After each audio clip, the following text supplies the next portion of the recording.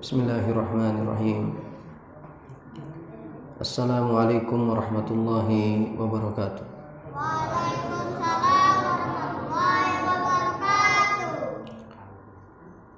Innal hamdalillah nahmaduhu wa nasta'inuhu wa nastaghfiruh wa na'udzu billahi min shururi anfusina wa sayyiati a'malina. May yahdihillahu fala mudilla lahu wa may yudlil fala hadiya lahu. Asyhadu an la ilaha illallah wahdahu la syarika lah wa asyhadu anna Muhammadan abduhu wa rasuluh. Qala Allah ta'ala ya ayyuhalladzina amanu taqullaha haqqa tuqatih wa la tamutunna illa wa antum muslimun. Ya ayyuhan nasu taqu rabbakumul ladzi khalaqakum min nafsin wahidah wa khalaqa minha zawjaha wa bassa minhuma rijalan katsiran wa nisaa'a wattaqullaha alladzi tasaaluna bihi wal arham innallaha kana 'alaikum raqiba. Ya ayyuhalladzina amanu taqullaha wa qulu qawlan sadida yuslih lakum a'malakum wa yaghfir lakum dhunubakum wa may yuti'illaha wa rasulahu faqad faza fawzan 'azima. Amma ba'du, fa inna asdaqal hadits kitabullah wa khairal huda huda Muhammadin sallallahu alaihi wasallam wa syarral umuri muhdatsatuha fa inna kulla muhdatsatin bid'ah wa kulla bid'atin dhalalah wa kulla dhalalatin finnar. Alhamdulillah, jemaah sekalian, kembali kita bisa berkumpul di majelis ini, dan di kesempatan biasanya, ya, di pertemuan-pertemuan biasanya adalah kita membahas kitab Al-Adabul Mufrad karya Imam Al-Bukhari rahimahullah. Tapi untuk di kesempatan ini kita temanya berbeda, ya. Jadi kita membahas tentang adab penuntut ilmu lagi.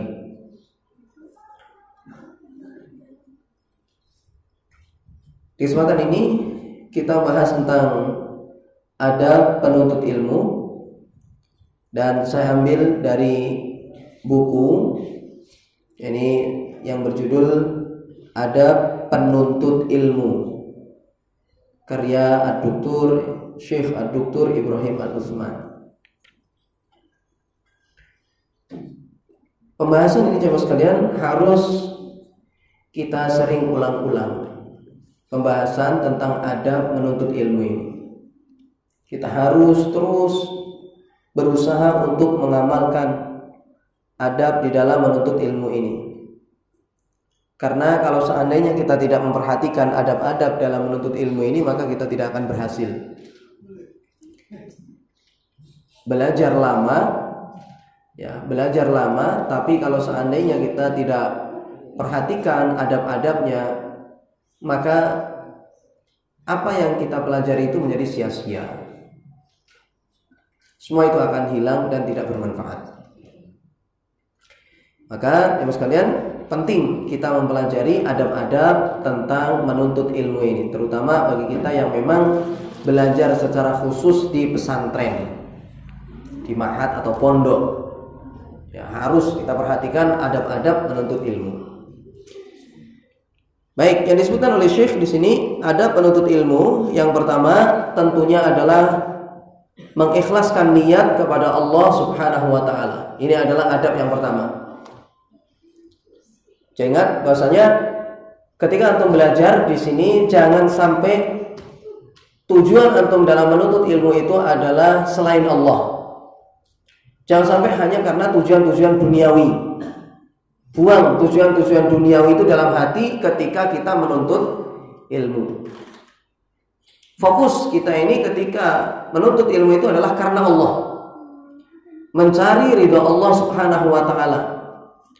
Kita berusaha agar supaya kita tahu apa yang sebelumnya kita tidak tahu, dan kita berharap orang selain kita, ya, orang lain itu juga tahu dengan ilmu di dalam agama kita ini. Tujuannya seperti itu.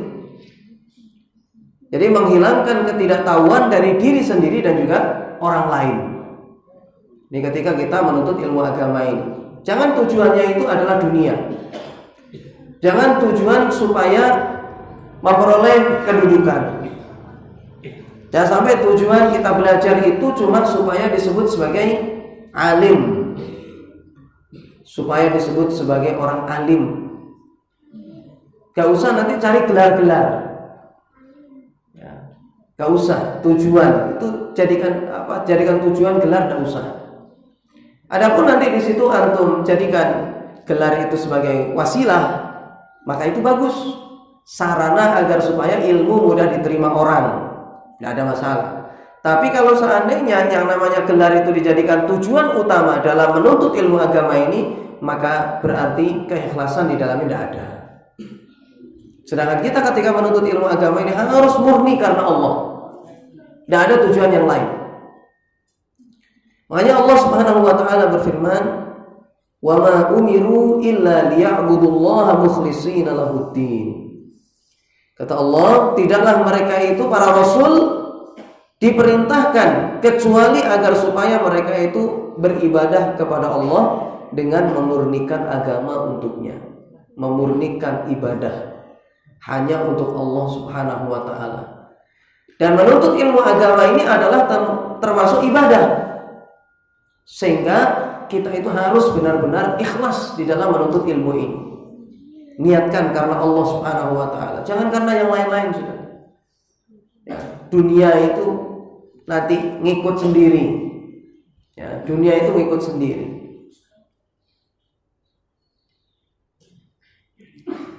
Baik, jadi mas kalian, ini adalah adab yang paling penting, ya, dan itu sering disebutkan oleh para ulama.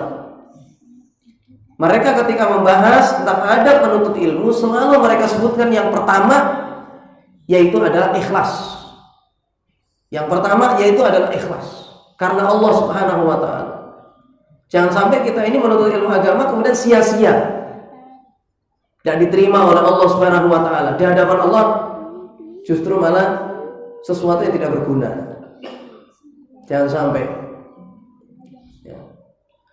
Makanya kata Nabi Shallallahu Alaihi Wasallam, innamal a'malu binniyat wa innama likulli imri'in ma nawa. Hanyalah amalan-amalan itu bergantung dengan niat, dan hanyalah orang itu memperoleh apa yang dia niatkan. Dan juga kata Nabi Shallallahu Alaihi Wasallam, man ta'allama ilman yubtagha bihi wajhullahi azza wa jalla la yata'allamuhu illa liyusiba bihi aradan minad dunya lam yajid arfal jannati yaumal qiyamah. Kata Nabi Shallallahu Alaihi Wasallam, barang siapa yang menuntut ilmu, belajar, mempelajari agama yang seharusnya dengannya dia mengharapkan wajah Allah, tetapi dia tidaklah mempelajarinya kecuali untuk memperoleh kesenangan dunia, perniagaan dunia, maka dia tidak akan mencium baunya surga nanti pada hari kiamat. Ya, dia tidak akan mencium baunya surga. Ya, ketika seorang itu belajar menuntut ilmu agama, tetapi bukan karena Allah Subhanahu wa taala. Makanya sering kita sebutkan hadis tentang 3 orang yang didatangkan kepada Allah Subhanahu wa taala. Di antaranya adalah orang yang ahli sedekah. Di antaranya yaitu adalah seorang yang ahli baca Al-Quran dan mempelajari Al-Quran. Kemudian yang ketiga yaitu adalah orang yang berjihad. Semuanya dari mereka ini, Allah katakan kepada mereka ini bohong. Karena ketika ditanya apa yang kamu lakukan ketika di dunia dulu, mereka mengatakan amiltu fika.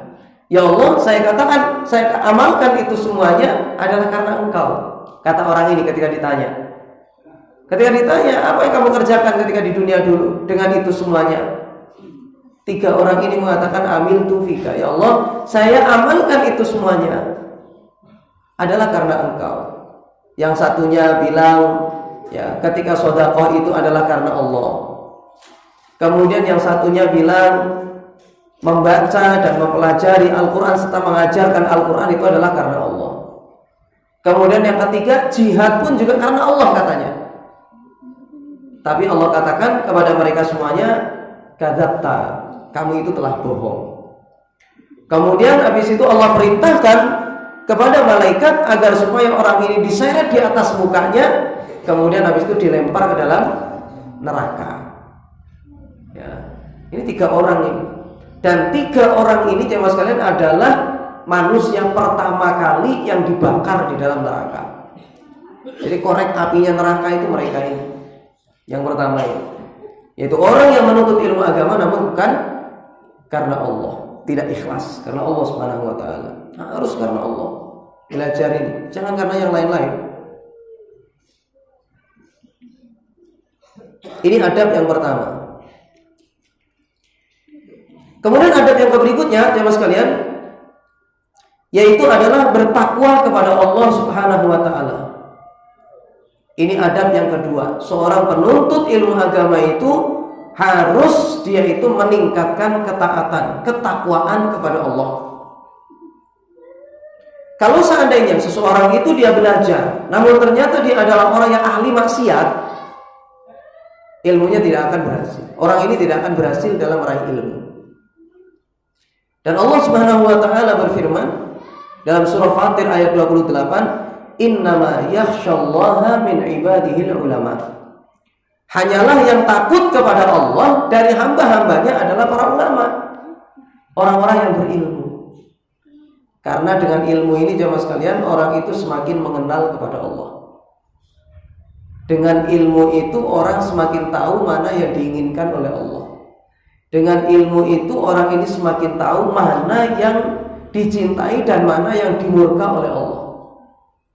Maka orang semakin berilmu, semakin kenal kepada Allah, maka dia akan semakin takut kepada Allah.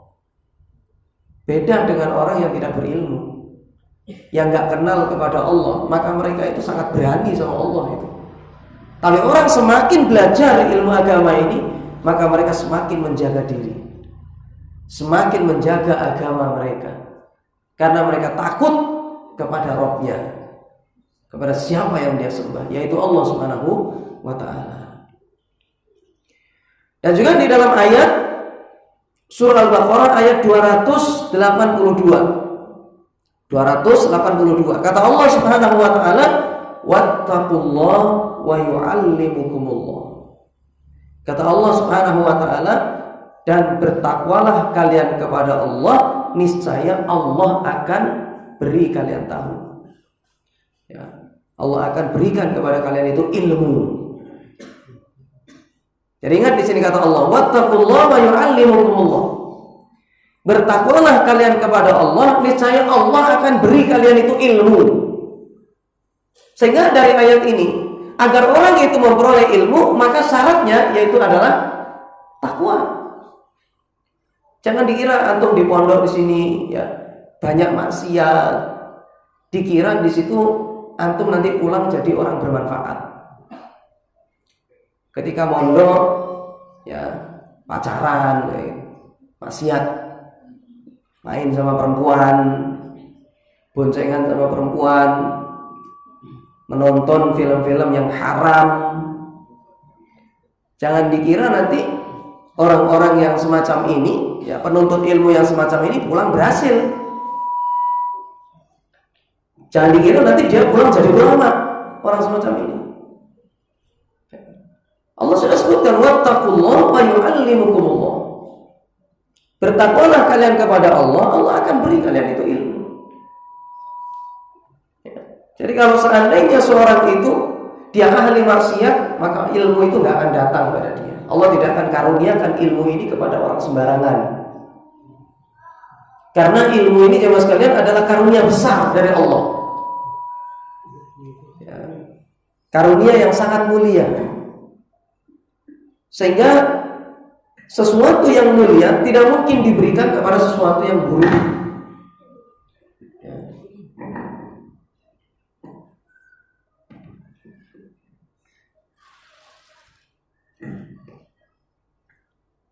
Baik.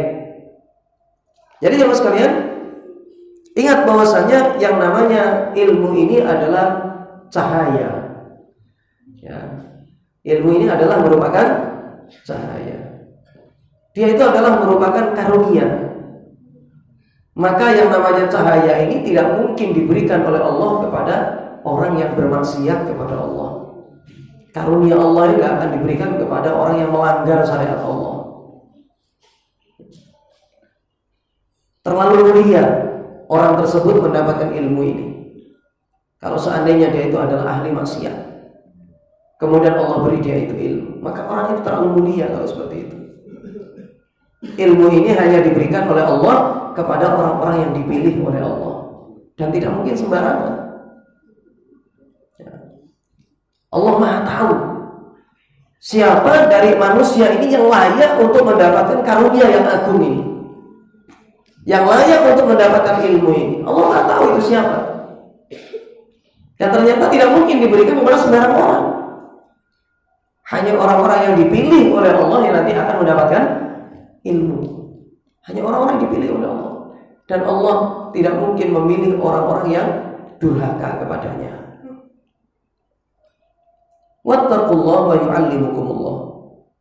Bertakwalah kalian kepada Allah, Allah akan memberi kalian itu ilmu. Dan juga Allah Subhanahu wa taala berfirman, "Wa may yattaqillaha yaj'al lahu makhraja wa yarzuqhu min haitsu la yahtasib." Kata Allah Subhanahu wa taala, barang siapa yang bertakwa kepada Allah, niscaya Allah akan beri dia itu jalan keluar. Wa yarzuqhu min haitsu la yahtasib. Allah akan beri dia itu rezeki dari arah yang tidak dia sangka-sangka. Lihat di sini jemaah sekalian ya, kata Allah, barang siapa yang bertakwa kepada Allah, Allah beri dia itu jalan keluar. Wa yarzuqhu min haitsu la yahtasib. Dan Allah akan beri dia itu rezeki dari arah yang tidak dia sangka-sangka. Makanya lihat di situ bagaimana ulama ketika mereka ini memecahkan masalah. Sebagian ulama terkadang dia itu ketika memecahkan suatu masalah itu kesulitan. Ketika ada suatu permasalahan yang rumit, misalnya mereka ingin pecahkan, apa yang dilakukan para ulama? Istighfar. Ya, ketika mereka sulit untuk memecahkan masalah tersebut, maka mereka bertobat kepada Allah, istighfar kepada Allah. Sebagian mereka itu bersedekah untuk menghapus dosa mereka, kembali meningkatkan ketakwaan kepada Allah. Karena Allah sebutkan, wa may yattaqillaha yaj'al lahu makhraja. Siapa yang takut kepada Allah, siapa yang bertakwa kepada Allah, Allah beri dia itu jalan keluar. Jalan keluar dalam semua hal. Jalan keluar itu semua masalah-masalah keseharian, atau juga di situ jalan keluar untuk mendapatkan ilmu yang rumit sekalipun. Kemudian kata Allah, wa yarzuqhu min haitsu la yahtasib. Allah akan beri dia itu rizki dari arah yang tidak dia sangka-sangka. Ya, dan termasuk rizki yang Allah berikan yaitu adalah ilmu agama ini. Ya, ini termasuk rizki yang mulia, ilmu agama ini. Orang diberi kesempatan untuk belajar, untuk menghafal, diberi kesempatan oleh Allah untuk itu, diberi waktu oleh Allah, maka itu adalah merupakan karunia yang sangat besar. Allah beri dia itu rizki yang sangat mulia, yaitu ilmu. Ya. Allah beri dia itu kesempatan untuk mempelajari kitab Allah, mempelajari kitab-kitab para ulama. Ini adalah merupakan karunia yang besar. Wa yarzuqhu min haitsu la yahtasib. Orang bertakwa kepada Allah, Allah akan beri dia itu rizki dari arah yang tidak dia sangka-sangka. Dan termasuk dari rizki yaitu adalah ilmu.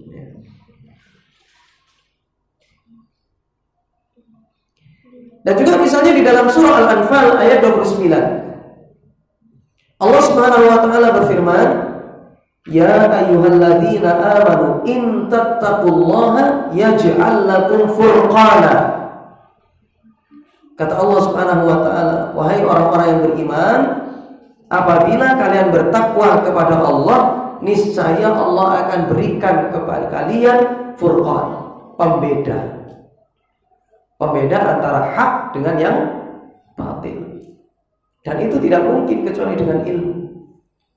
Orang nggak mungkin bisa tahu mana ini benar, mana itu salah, mana itu hak, mana itu batil, mana wajib, mana sunnah, mana yang diridhai oleh Allah, mana yang dibenci oleh Allah. Orang nggak mungkin tahu itu kecuali dengan ilmu. Ya, kecuali dengan ilmu. Sehingga furqan di sini adalah ilmu, pembeda di situ adalah ilmu.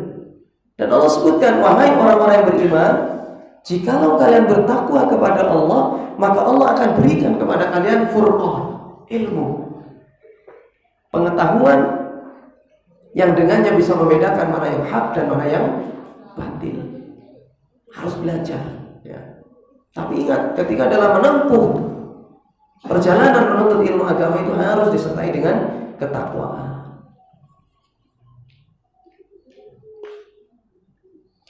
Adab yang ketiga, ya mas kalian,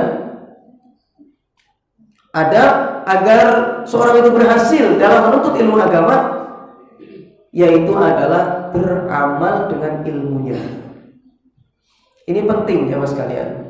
Orang yang menuntut ilmu agama itu harus mengamalkan ilmunya.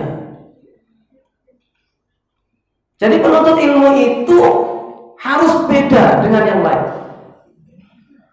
Jangan sama perbuatan penuntut ilmu dengan orang yang tidak belajar. Semakin orang itu belajar, maka sikapnya semakin berubah. Semakin dia itu tawadhu, semakin sabar, semakin meningkatkan ibadah, semakin semangat mengamalkan amalan-amalan sunnah. Begitu. Sering saya sampaikan, penuntut ilmu itu hendaknya dia itu semakin semangat dalam mengamalkan ilmu yang dia pelajari, semangat dalam mengamalkan sunnah, sholat rawatibnya dijaga. Itu kan di kelas kan sudah dipelajari tentang sholat rawatib itu. Ya, sholat rawatib ada berapa dalam sehari semalam? Berapa jemaah? Berapa anak-anak ini yang sudah belajar? Berapa? 20 atau 30? Berapa sehari semalam? Hah? Bukan orang sing ngeruh. 15. Ono maneh? 19 atau 20? Piro kan? 12. Boleh 10, boleh 12. 2 rakaat setelah maghrib. Apalagi 2 rakaat setelah isya, 2 rakaat sebelum subuh.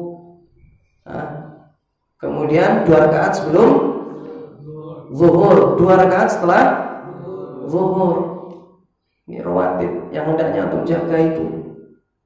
Ya, kalau dibuat 10 rakaat atau dibuat 12, berarti ditambah pada rakaat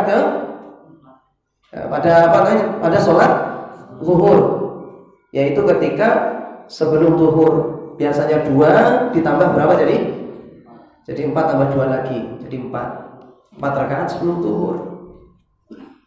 Nah, ini harus jaga hendaknya itu sholat rawatib. Kalau bisa ditambah nanti sebelum asar 4 rakaat, meskipun itu bukan rawatib tapi sunnah.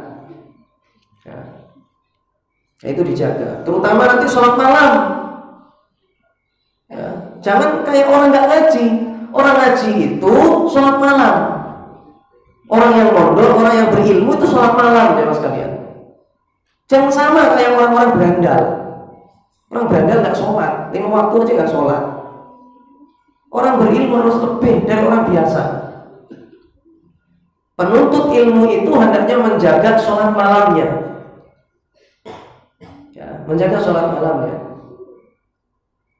ya, sholat witir terutama, ya, sholat witirnya dijaga.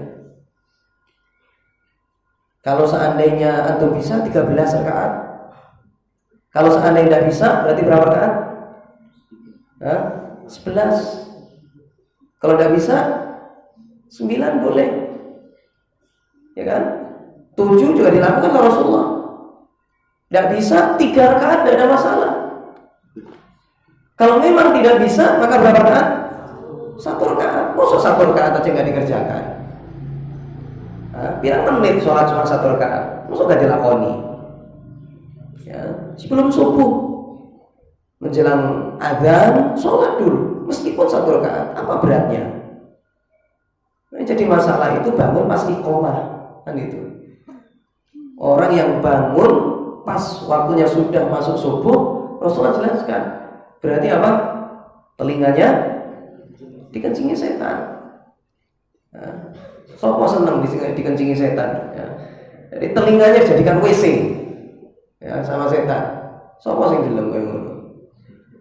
Ya, jadi jaga sholat malam ya Mas kalian. Ya, sholat malam itu dijaga.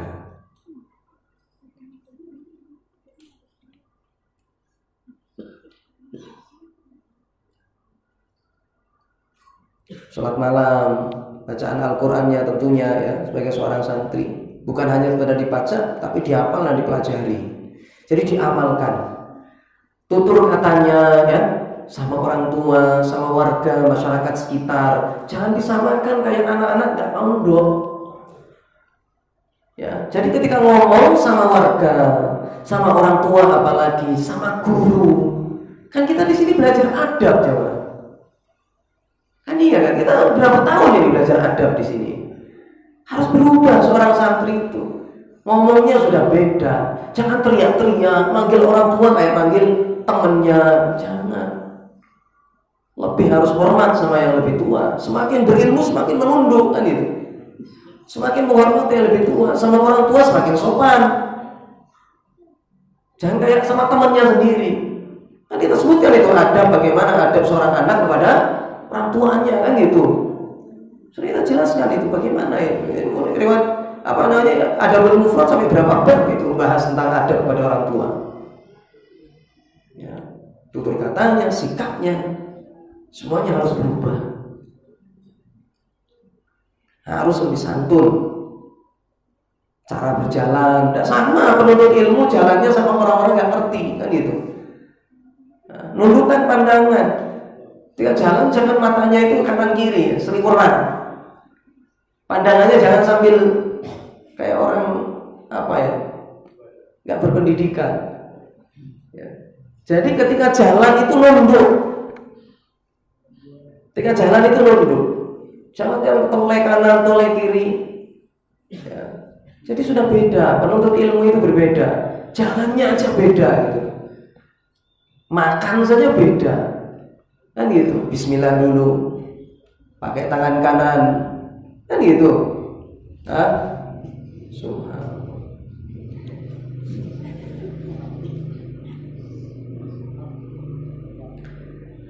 Baik. Jadi itu jemaah sekalian harus diamalkan. Dan orang agar supaya berhasil dalam menuntut ilmu agama itu harus diamalkan. Kalau tidak diamalkan maka ilmu itu akan hilang, sia-sia. Dia belajar bertahun-tahun tapi nggak diamalkan, hilang ilmu itu. Ya, pergi dia. Ilmu itu nggak akan sudi bertempat di suatu hati yang tidak memperdulikan dia.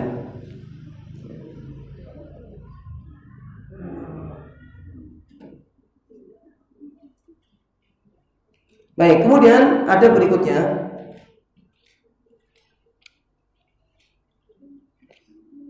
Adab yang keempat, seorang penuntut ilmu itu harus sabar dan tahan banting. Dalam belajar itu jemaah sekalian, semua orang itu pasti harus perjuangan. Kalau orang itu ketika di pesantrennya, di tempat dia belajar, tidur-tiduran toh, santai saja, main saja, gimana dia pulang nanti bisa jadi orang berhasil? Bagaimana pulang sudah jadi ulama? Sedangkan ketika dia belajar, ternyata nggak ada kesabaran sama sekali. Orang ketika belajar harus sabar dalam menghafal, sabar dalam membaca, sabar dalam menghadiri majelis ilmu. Jangan santai-santai. Ketika belajar di majelis ilmu harus sungguh-sungguh. Jadi nggak turun ya. Di majelis ilmu tidur, ini sama aja. Kesungguhannya di mana? Ketika belajar sungguh-sungguh, seharusnya semuanya bawa buku, catat apa yang disampaikan. Ya, jadi seharusnya semuanya bawa buku, ya, bawa pulpen, tulis, ulang, nanti di situ diulang lagi. Yang perlu dihafal, gitu seharusnya.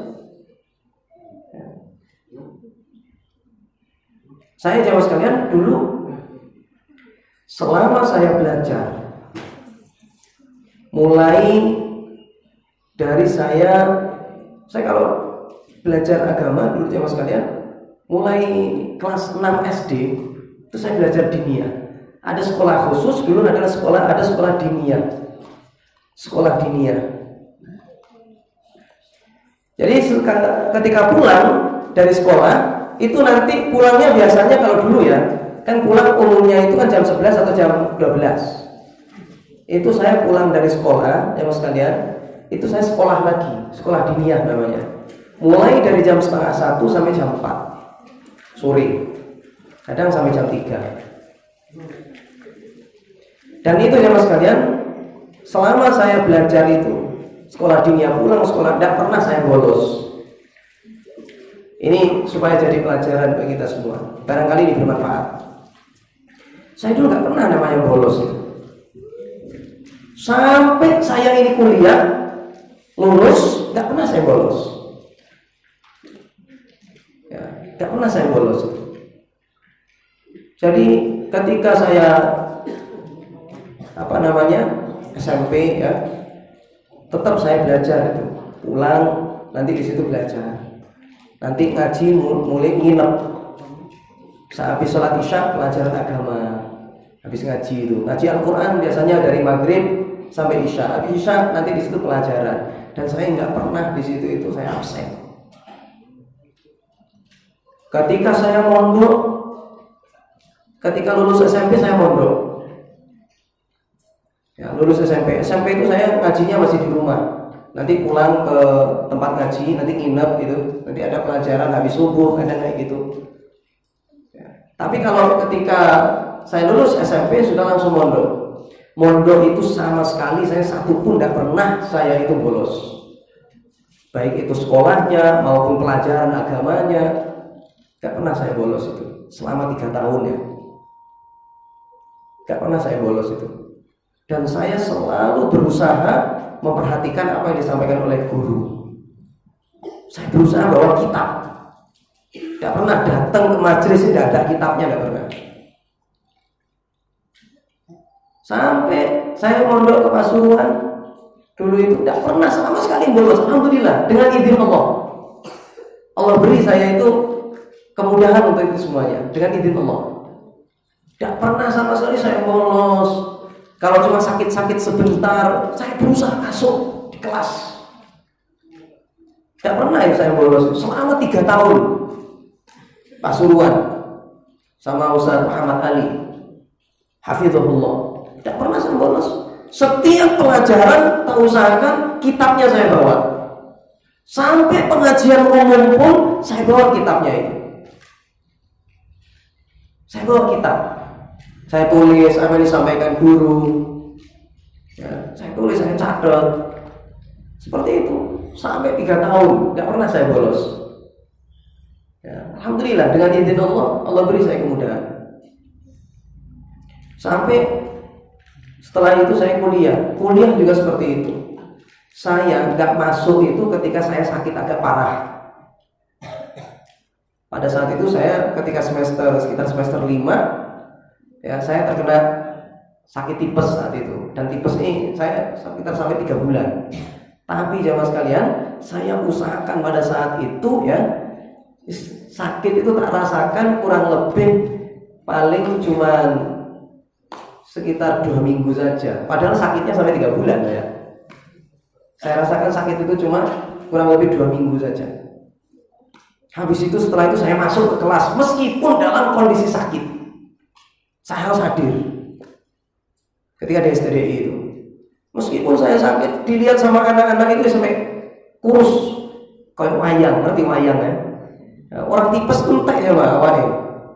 Saya meskipun dalam kondisi di kelas keringetan ya, pusing segala macam, saya berusaha untuk istiqomah datang, hadir dengan izin Allah. Ya, Allah mudahkan itu semuanya. Meskipun datang ke sekolah itu dalam kondisi saya itu dengkul itu koyo mencopot rasanya melaku. Wong tipes enggak kena gue melaku ya. Waktu susah. Ini semoga jadi pelajaran bagi kita semuanya. Allah mudahkan saya untuk itu. Sampai 4 tahun gak pernah saya bolos. Pengajian selalu saya bawa kitab. Ya, selalu saya usahakan bawa kitab itu. Selama 4 tahun saya belajar, baca, catat buku. Pengajian umum sama, bawa buku, bawa kitab, ya, bawa pensil, tulis, begitu. Dan dengan izin Allah Subhanahu Wa Taala ternyata itu bermanfaat semuanya. Yang saya tulis itu bisa diajarkan lagi, ya, kepada masyarakat, bermanfaat sekali. Mungkin pikir kita dulu ya, orang ustadznya wis akeh, kan itu mikirnya kan? Ustadznya udah banyak, mikirnya mungkin begitu. Tapi saya nggak peduli itu, tulis saja apa yang disampaikan oleh guru. Saya berusaha di situ menjadi memanfaatkan waktu, sabar. Ya, sakit-sakitan biasa, capek, pikiran nanti di situ kadang namanya orang capek, pikiran kadang orang stres-stresnya sedikit. Tak usahakan istiqomah. Jadi selama saya menuntut ilmu itu belajar, tidak pernah saya itu bolos, gak ada alasan yang benar-benar kuat itu, tidak pernah itu. Ya, dengan izin Allah, semuanya itu perjuangan. Ya. Karena memang orang itu ketika menuntut ilmu agama harus sabar. Dan kesabaran yang saya lakukan ini, jamaah sekalian, itu sangat jauh sekali bila dibandingkan dengan kesabaran para ulama dahulu. Kan sering saya sampaikan itu. Ulama bagaimana belajarnya itu? Semalaman kadang baca buku, ya kan? Gak ada berhenti. Ulama begitu dulu itu. Ya. Kalau saya seperti itu nggak ada sprepitnya dibandingkan dengan perjuangan ulama dulu. Ya, menempuh perjalanan sampai darah kencing darah, ya. Sampai kencing darah. Ulama tuh begitu. Perjuangan mereka luar biasa, sabar, ya. Jadi itu ada berikutnya, ya, sabar dan tahan banting, ya, ketika menuntut ilmu agama. Yang kelima, jemaah sekalian, ada berikutnya, tidak malu bertanya. Kalau memang antum butuh untuk bertanya, maka tanyakan. Kalau memang antum pada saat itu benar-benar butuh, tanyakan, jangan malu. Makanya dahulu dikatakan oleh sebagian ulama salaf, dan ini adalah perkataan Mujahid, ingat saya, ya, kata beliau, seorang pemalu dan orang yang sombong tidak akan memperoleh ilmu. Ya, ingat ini, ada 2 orang yang tidak akan memperoleh ilmu. Yang pertama yaitu adalah orang yang sombong, kemudian orang yang pemalu. Maksudnya malu di sini adalah malu untuk bertanya, padahal dia butuh. 2 orang ini, jemaah sekalian, tidak akan mendapatkan ilmu. Sombong ini, kalau orang sudah bangga diri, jemaah, merasa cukup, merasa paling baik, gak akan berusaha menambah ilmu dia. Orang kalau sudah merasa dirinya itu paling baik, gak mungkin dia berusaha untuk memperbaiki, kan begitu. Padahal banyak kekurangan-kekurangan pada dia itu banyak. Tapi karena sombong ini, dia tidak akan mau untuk memperbaiki, kan itu. Gak akan dia mau belajar. Ya. Kemudian yang kedua adalah pemalu.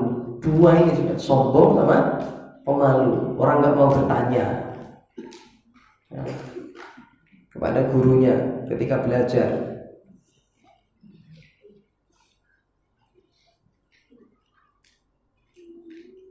Kemudian adab yang ke-6 yaitu adalah rendah hati, tenang dan tidak sombong. Ya, ingat ini, orang itu harus rendah hati, tawadhu. Antum di hadapan guru antum jangan seperti kayak teman sendiri. Guru itu biasa nyalain, ya, marahin. Mungkin antum malu di hadapan teman antum ketika dimarahin. Tapi penuntut ilmu itu harus tawadhu sama gurunya. Ya. Ada mungkin antum dihukum di hadapan teman sama gurunya, mungkin antum malu dengan itu semuanya. Kata-kata gurunya kadang menyakitkan, Tapi antum harus tawadhu sama guru. Dan antum nggak akan berhasil dalam menuntut ilmu kecuali dengan begitu. Jangan nanti gurunya ketika ngomong atau bantah lagi, ngomong sedikit, dia ngomong 1 kali atau 2 kali. Kalau sudah seperti ini jemaah sekalian, antum nggak akan berhasil dalam menuntut ilmu. Penuntut ilmu itu harus sabar. Meskipun dimarah-marahin sama gurunya, ya, harus tawadhu sama guru itu. Mungkin ada kata-kata guru itu yang sangat menyakitkan, tapi antum harus di sana tunjukkan tawadhunya antum sama guru itu, merendah kepada guru itu, jangan menyombongkan diri. Nah, mungkin pikir guru lulus kuliah biarin, ya, sombong, ya. Jangan kayak gitu sama gurunya. Bagaimanapun sikap dia sama antum, itu guru antum, kan gitu. Semenyakitkan apapun kata-kata dia, itu guru antum, dan antum harus sabar. Mungkin antum dites, ya, dites sama gurunya sengaja, dites di hadapan teman-teman, antum nggak bisa, kemudian teman-teman mungkin di situ ngelihat antum malu, biasa kayak gitu itu. Antum harus lihat dia itu adalah guru antum. Tawadhu, tunjukkan ketawaduan antum pada guru itu. Jangan mudah tersinggung. Ada sebagian orang kadang gitu jawabnya, guru disinggung sedikit mulai. Ya. Santri kadang gitu, diomelin sedikit pulang, nggak datang lagi. Ya, orang kayak gini ini model-model karakter kayak gini gimana mau diangkat oleh Allah, kan gitu. Karakter rendah orang semacam ini. Ya, karakter rendah. Allah tidak akan memberikan ilmu ini kepada orang yang jiwanya rendah. Allah berikan ilmu ini kepada orang yang berjiwa besar, bukan kepada sembarang orang. Ya. Harus kokoh hatinya, tawadhu sungguh-sungguh kepada guru itu. Hatinya selalu tenang dan juga tidak sombong. Ya. Sudah ada?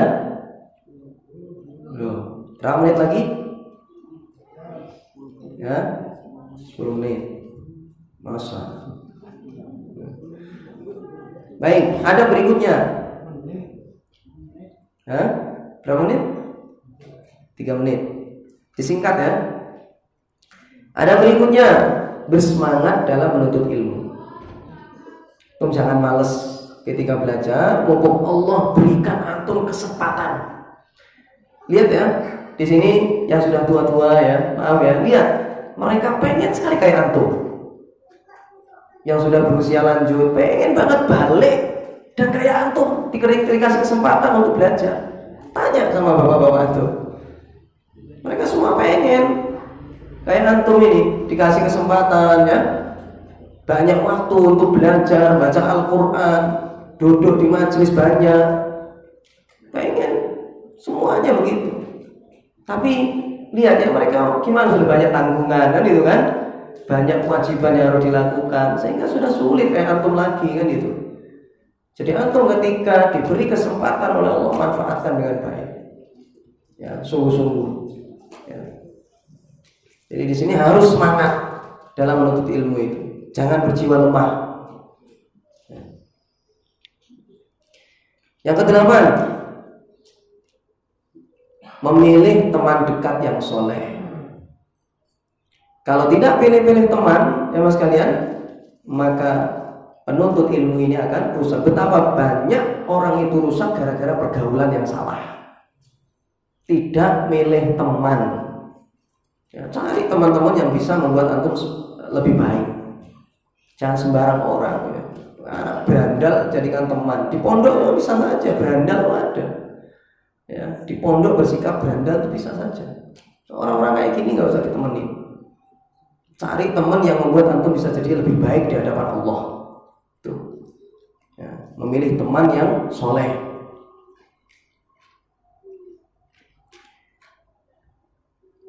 Karena orang itu selalu ngikut kepada temannya. Ya. Yang ke-9, fokus dan menjaga waktu. Manfaatkan dengan baik. Ya, waktu yang Allah karuniakan pada kita itu manfaatkan dengan baik. Jangan terlalu banyak main-main. Ya, bermain hanya sekedar kebutuhan agar supaya tidak sakit, sekedar menghilangkan jenuh, tidak ada masalah. Tapi kalau terus-terusan seminggu full main terus, jadi apa dia nanti di situ kan itu. Ya, jadi manfaatkan dengan baik. Bagaimana ulama itu dulu sampai sama sekalian, sebagian mereka itu ada ulama itu yang diajak ngobrol sama santrinya.